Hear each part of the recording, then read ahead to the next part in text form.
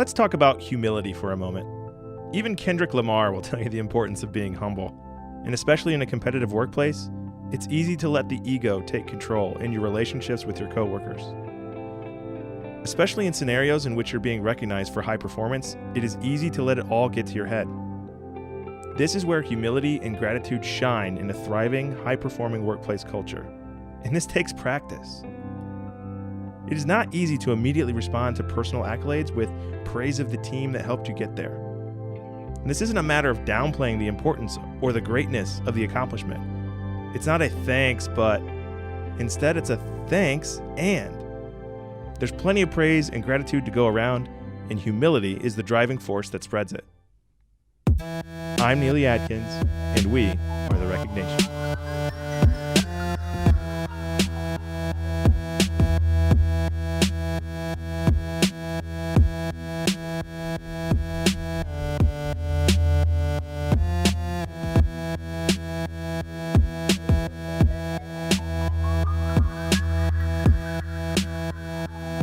Welcome to The Recognition. My name is Neely. I'm here with Kailey. Kailey, how goes it? It goes. It does go indeed. Hey, I have a story I want to share with you. I guess with everybody who's going to hear the story. I bought this thing called a weighted blanket. Have you heard of these? I have. I've actually been interested in buying one for myself. I would not hold out any longer. I took probably the best nap ever. Yeah, ever. It was incredible. It's like it's just like a relaxing kind of you can't move kind of sensation. Anyway, it's weighted blankets, everybody. If there's a weighted blanket sponsor out there that's really looking to connect with HR and people leaders like us, please reach out to podcast@recognition.com. Hey, this episode I think is going to be just a quick one. I think in addition to sharing important stories from insightful people, I think it's also important to go on the quantitative side of things and share facts and data and information to arm you to have these conversations about bringing a more engaged and inclusive culture to your workplace. So today, Kailey has tracked down a Gallup survey that we like to run through. Kailey, what do you got for us? The Gallup survey that I have today is the top 6 things that employees want in their next job. Yes, Gallup surveyed 13,085 employees. Basically asking them what was the most important to them in their job search. And they came out with these 6 things that I think are very relevant, despite the fact that the Great Resignation happened. The bulk of it happened months ago. But I think that a lot has shifted in the last few years, and these factors are going to be important for many years to come. All of the shifts that have happened in the past few years are especially reflected in number 6. We're actually going to start at the bottom here. So the 6th most important factor for people was that the organization is diverse and inclusive of all people. 42% said this is very important. And this is actually, what's interesting is this is the first time that Gallup has offered this as an option for respondents. And I think that it makes sense with a lot having happened in the last few years. We've had Black Lives Matter. A lot has been going on socially. So this has become a really hot topic, and I think we're only going to see it rise even more on this list. I think that especially this current generation, Gen Z, that's coming up into the workforce has really strong opinions on this topic. So as we see more of them filter in, I think it's just going to keep rising. Yeah, I think, there's probably several listeners in the HR space that are also responsible for DEI in their organization, and there's been plenty of studies since George Floyd's death. The amount of conversations and the amount of interest in DEI, especially in the workplace, skyrocketed, not just, in the U.S., but globally. I think a giant conversation was restarted and reinvigorated. And, I don't think this is going away. I think the expectations of employees are going to stay this way. I think it's indicative that, even as a first-time question on this survey, that it immediately jumps to the top 6. So definitely legitimate expectations that are being held by employees that not only is the organization advocating for diversity, but they're also demonstrating that with the makeup of their workforce. For sure. And our number 5 on our list here, similarly, is a result of the last few years. It's that employees want COVID-19 vaccination policies that align with their beliefs. So obviously a few years ago, this isn't something that would even be a possibility on this list, but this survey, I must point out, the survey was sent out when there was a federal mandate going on for vaccinations, and that has since been struck down by the Supreme Court. But it is still a relevant topic, and I think that this is one of the most polarizing topics in the workplace. People do have really strong opinions, either one way or the other, and I think it does reflect how important it is for employees that their beliefs align with the organization's. And maybe this is the philosophy major within me just wondering if this phenomenon will one day make everyone in one organization kind of have similar perspectives, all kind of have the same beliefs. Does that take away a certain level of diversity? What are your thoughts on that? Yeah, it's incredible how dissonant these two can get if you keep breaking them down like this. So, I think major events like a pandemic, allegedly a once in a lifetime pandemic, what that brings out of organizations and how they decide to move forward and implement policies and practices, and then the reaction of the employees that work with that organization. We talk all the time about how important it is to get connection with your employees by aligning corporate beliefs and personal beliefs. But then when you apply it to a situation like this, now you're like, is there friction here? Or if it's frictionless, now are we homogenizing our culture so it's not diverse in opinions and beliefs?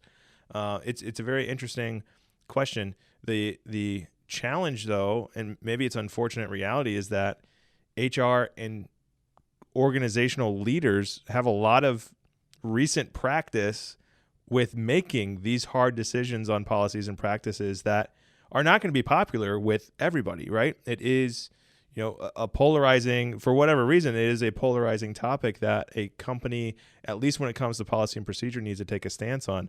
I don't think we go as far as corporate activism where, this organization is actively against blank. But I do think there is implications on decisions that are made within an organization that maybe demonstrate their beliefs, and then does that create dissonance between a corporate belief and a personal belief? And is that a good and healthy thing? Are you able to hold that thing in a healthy way? I would say, that's for all the current employees of an organization. I'm not claiming health or unhealth there. I think it is an interesting exercise to walk that through and see is this indicative of, I want a company that aligns with my beliefs. In health says, that's great. Like, here are our core values and here's our purpose and all these things. But then when you put I want a company whose COVID-19 vaccinations policies align with my beliefs, you're like, whoa. So it's a really interesting thing. And I'm hoping that we can continue to talk about it. Yeah, I do think it is super interesting. Another thing that the pandemic has definitely brought about actually brings us to number 4, which is greater stability and job security. There's been a lot of uncertainties in the last 2 years here and with health and the economy. So I think people are just looking for a company that is going to stick by them when they need them through thick and thin. For sure. Again, I think this is one of those signals post-pandemic where, maybe a company did not show their greatest colors in reacting to some of these things, not feeling that them as people were prioritized in that decision making. So as far as the longevity we talk about all the time, like I keep saying, am I safe? Do I feel connected? Is there a shared future here? If the answer to is there a shared future here, question mark, that is definitely going to first of all trigger somebody to be looking elsewhere. But then also that's what's driving this to be the number 4 priority, and what they're looking for is I want to be different than where I'm at now. I don't want to feel this way again in my next job. So it's an interesting thing to make it more. 53% identified this as a very important consideration. I also think there are folks that came through 2020 and either lost a job, were furloughed, something happened.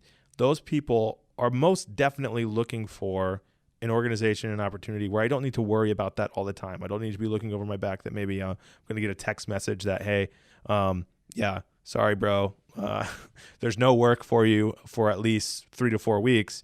That reality, I think, broke a lot of people's trust with the organization. So I think establishing that stability as a recruiter is going to be important. How do you tell your company's story that you are trustworthy, that you do put your people first, and that it does offer job security for the long term?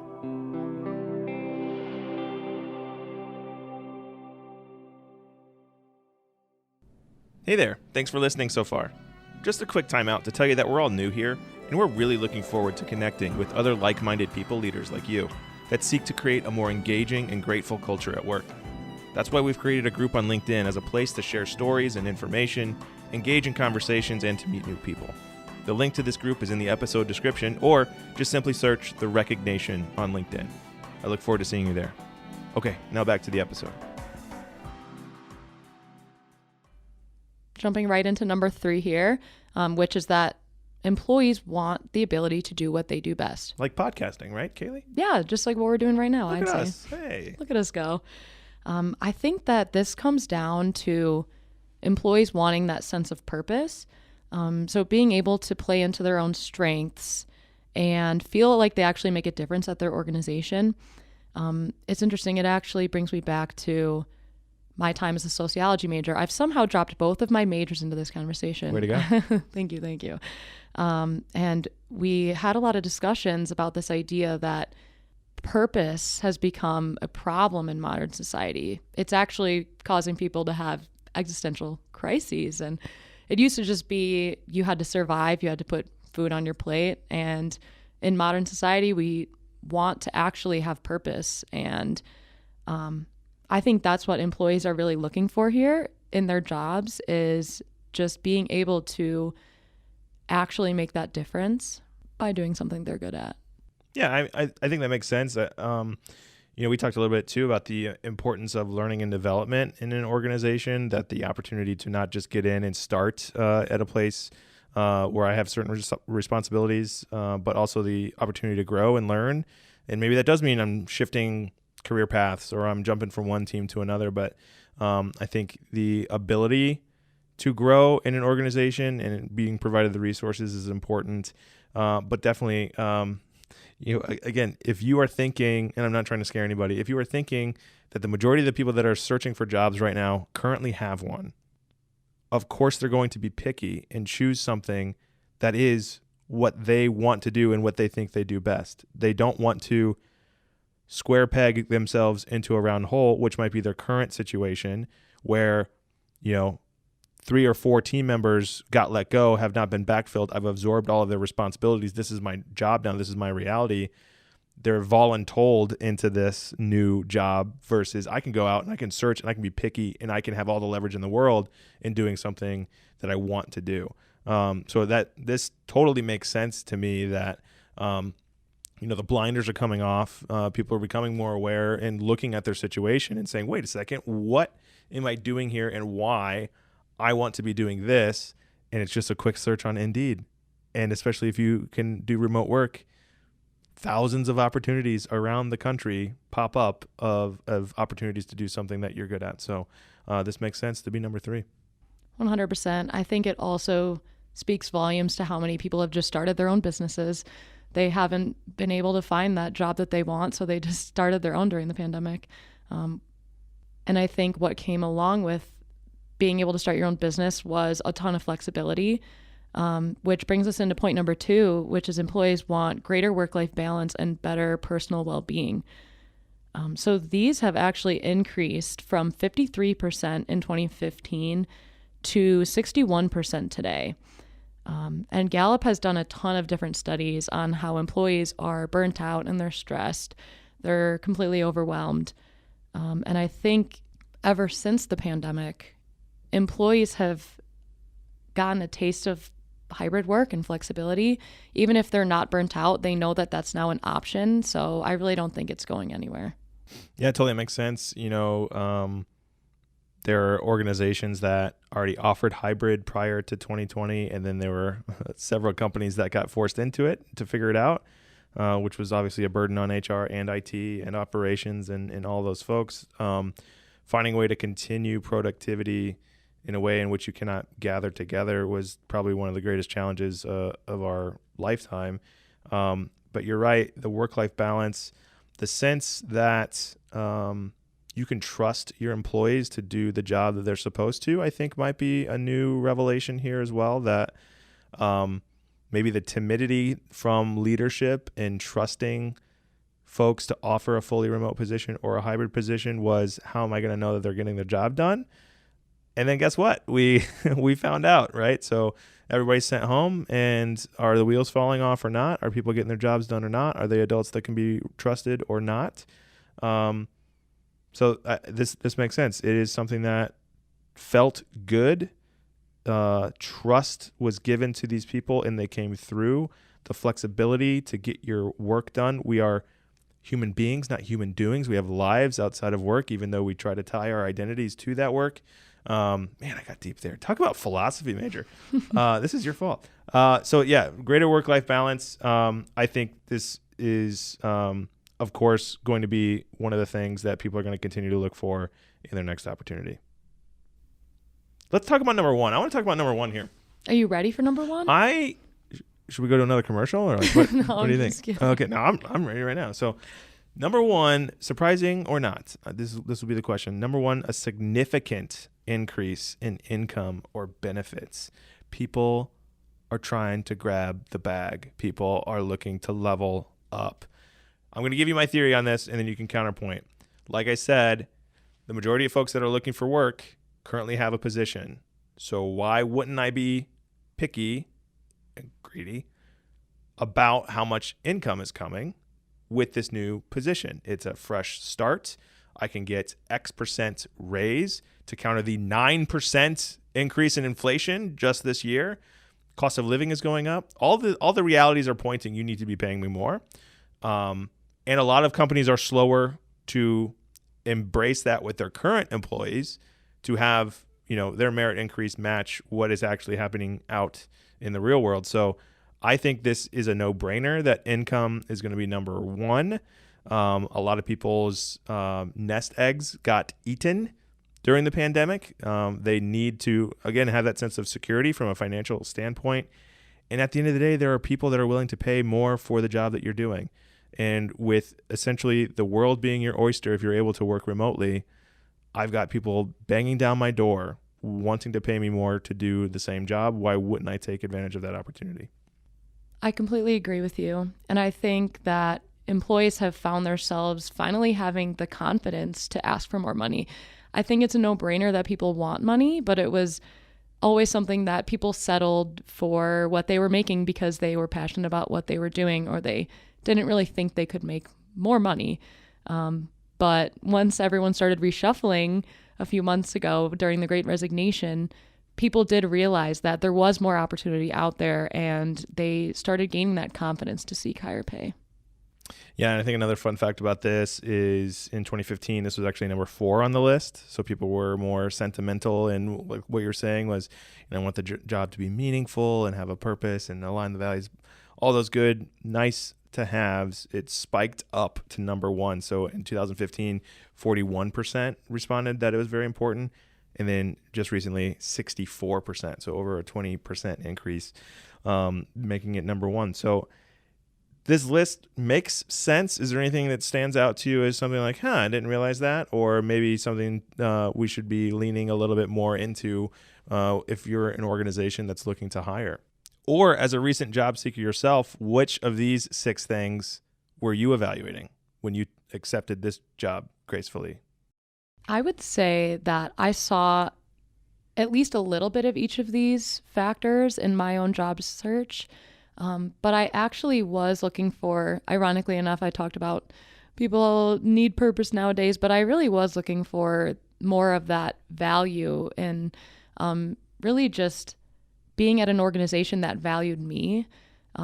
Once I learned that Vaudeville Brands is a certified great place to work, I applied right away because I was looking for that engaging culture and being able to be in an environment in which I could grow in my career and just personally as well.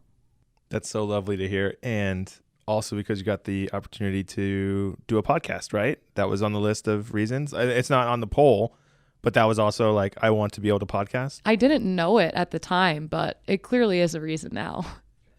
All right. Well, there you have it. It's the Gallup poll, 6 things employees want in their next job. Kailey, thanks for digging this up and for the conversation. Thank you, Neely. Thanks for joining us today. And special thanks to The Fracture and Jay Matthews for their original music. Stay tuned for more episodes coming out every week that will touch on the topics that are important to HR and people leaders like you. If you have any recommendations or feedback, or if you are looking to partner on creating a more engaging recognition program, you can contact us at podcast@recognition.com. And as always, thank you.